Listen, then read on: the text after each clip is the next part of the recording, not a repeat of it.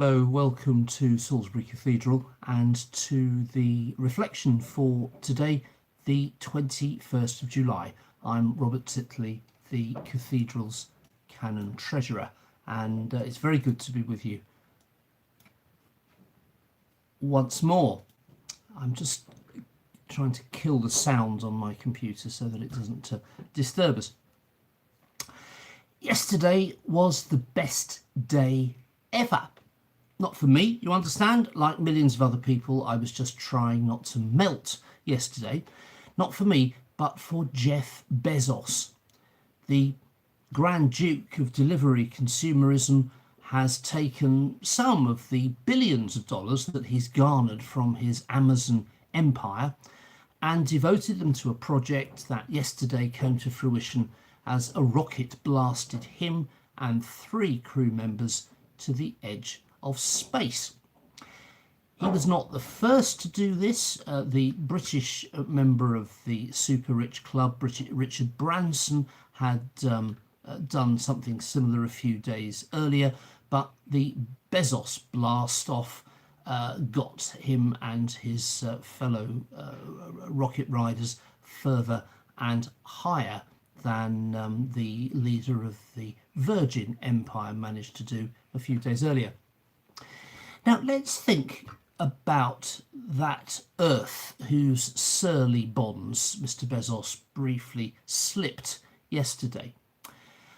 It was a day in which the United Kingdom's Met Office issued 2 extreme heat weather warnings. It was a day in which our neighbours in continental Europe were again counting the murderous cost of astonishing floods in the Netherlands, in Germany and in other places.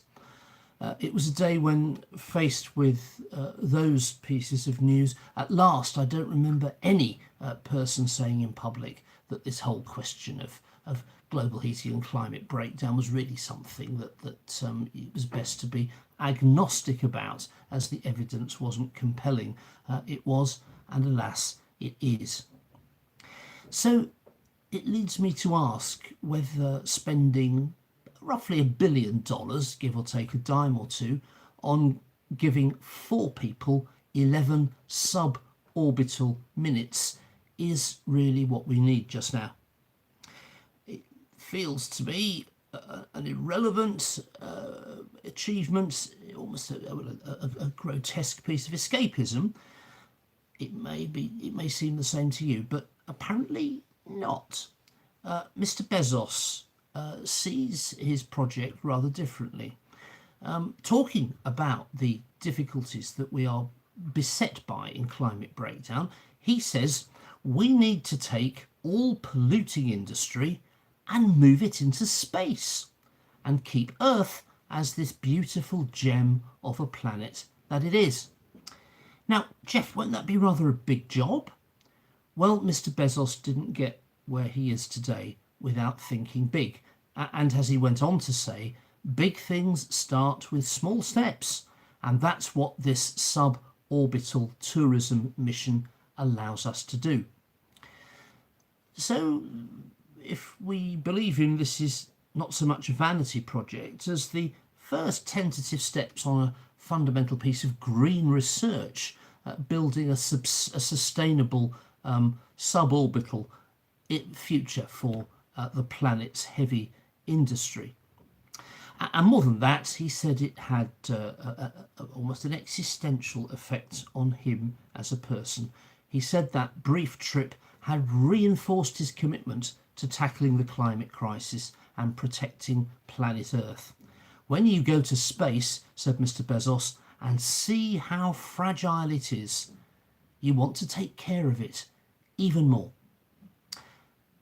We'll have to take your word for that, Jeff, most of us, unless one of those 3 crew members happens to be watching the Salisbury Cathedral reflection. Who knows? Meanwhile, I really want to say to you, Mr. Bezos, have you any idea how this stuff comes across to the rest of us? Now, while Jeff Bezos and his colleagues were engaged in their 200-kilometre round trip up to the Kármán line on the edge of space and back again, a dozen people on the very same day were making a journey more or less 1/10 of the distance of the Bezos rocket. These people, however, never left the ground, and they walked from Trowbridge to West Lavington in Wiltshire, the lovely county in which our cathedral is set. Those dozen or so people were part of the Young Christian Climate Network. YCCN, as it says on its website, is an action-focused community of young Christians in the UK seeking to follow Jesus in the direction of climate justice. The pilgrims started their relay of walks in Falmouth on the 11th of June, soon after the end of the G7 summit, that gathering of the seven of the biggest economies on the planet, which we hosted in Cornwall last month. That was where they started, and they will finally end in November in Glasgow, which is to be the host city of COP26, the United Nations Climate Summit, during the first 10 or 12 days of that month. Now, if you look at what YCCN say, you'll see they have a keen sense of the climate crisis as not just a problem to be fixed, like an overheated car, but also as a cause of deep injustice in the world.